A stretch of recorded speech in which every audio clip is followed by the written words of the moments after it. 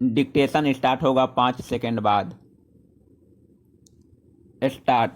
भारतीय प्रधानमंत्री नरेंद्र मोदी का विदेश दौरा देश के लिहाज से सकारात्मक और स्वागत योग्य रहा है।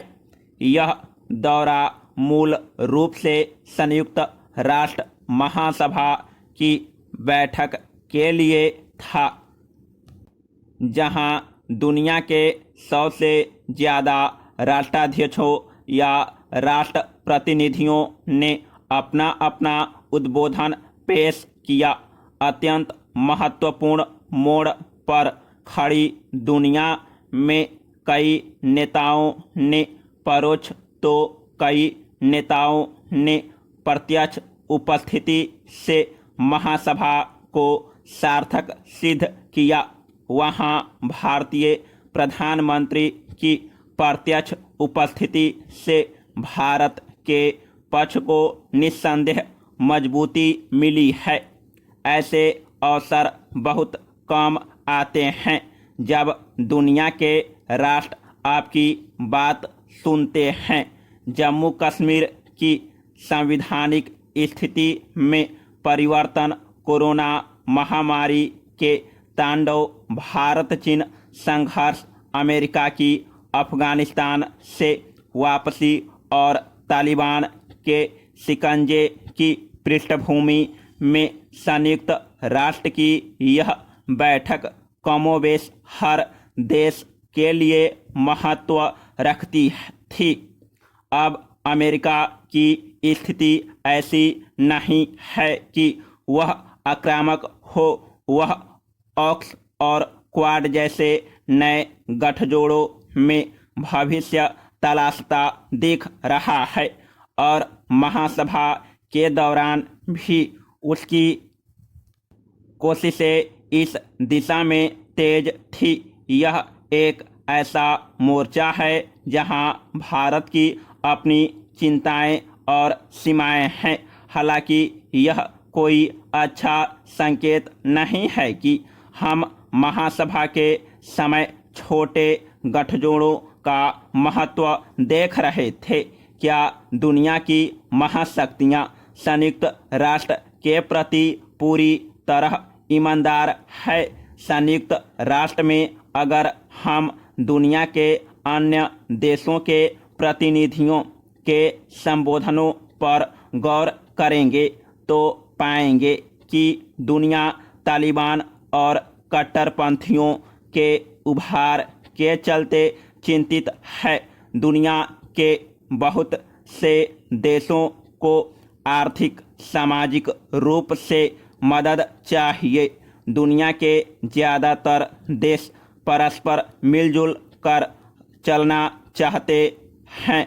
ऐसे में गौर करने की बात है कि इस बार दुनिया की महाशक्तियों को अलग अलग ढंग से निशाना भी बनाया गया है, जो एक तरह से जरूरी भी था। भारतीय प्रधानमंत्री की अगर बात करें तो विशेष रूप से चीन की ओर इशारा खास मायने रखता है। उन्होंने न केवल कोरोना की उत्पत्ति बल्कि ईज ऑफ डूइंग बिजनेस की रैंकिंग से खिलवाड़ का भी मामला उठाया है। पूरे साहस के साथ समुद्र पर अधिकार की कोशिश में लगे देशों को भी आईना दिखाया है।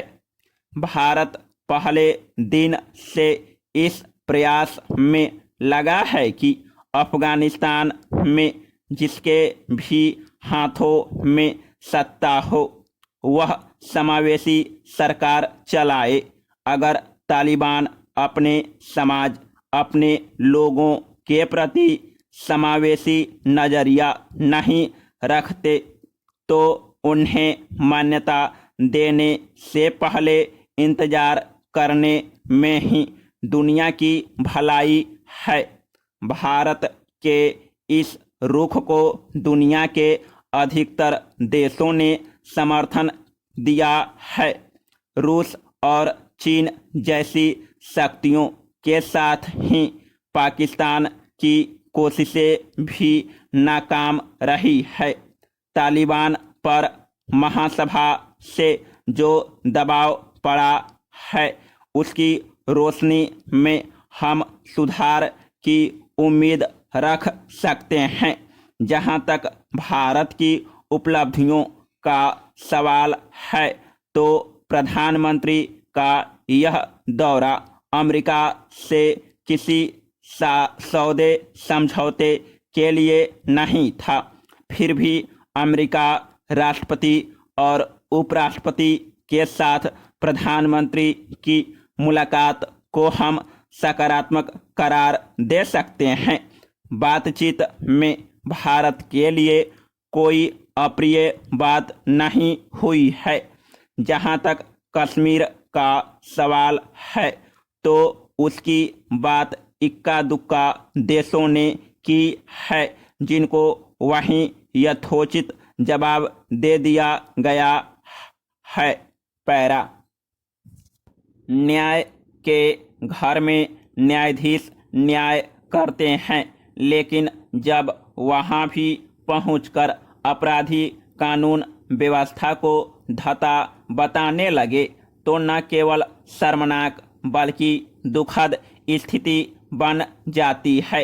राष्ट्रीय राजधानी में उच्च सुरक्षा वाली रोहिणी कोर्ट में सरेआम गोलियां चली और 2 बदमाशों ने एक बदमाश को ढेर कर दिया।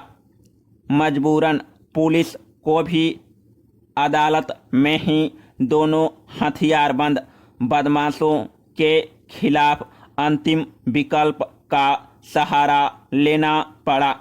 शायद यह एक असहज सवाल होगा, लेकिन क्या पुलिस उन अपराधियों को पकड़ने की कोशिश नहीं कर सकती थी? आखिर ये अपराधी अदालत में घुसे कैसे?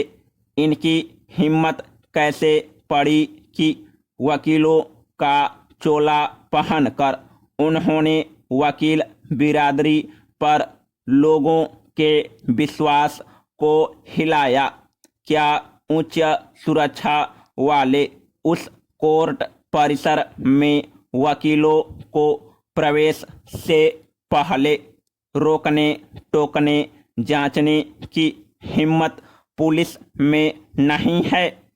बेशक यह जो कमी है उसके लिए पुलिस के साथ साथ वकीलों की भी एक जिम्मेदारी बनती है। सोचना चाहिए कि राष्ट्रीय राजधानी की एक अदालत में यह खिलवाड़ हुआ है तो देश में बाकी अदालतों में जांच प्रवेश की कैसी व्यवस्था होगी? अदालत परिसर में भी तो कम से कम ऐसी चौकसी होनी चाहिए कि कोई अपराधी किसी प्रकार के हथियार के साथ न घुस सके। क्या हमारे न्याय के घर अपराधियों के लिए तफरी या वारदात की जगह में बदलते जाएंगे? पैरा अदालत में हुई इस गैंगवार ने कानून व्यवस्था के इंतजाम को झकझोर कर रख दिया है। वकीलों और पुलिसकर्मियों से भरे रहने वाले परिसर में न्याय का यह बर्बर मजाक नहीं तो क्या है?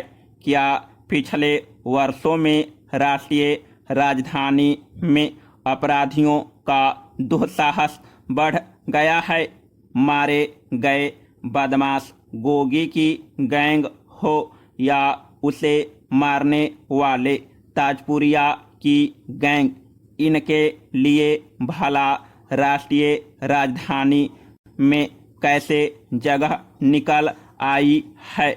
यहाँ अपराधियों को कौन पनपा रहा है। समाप्त।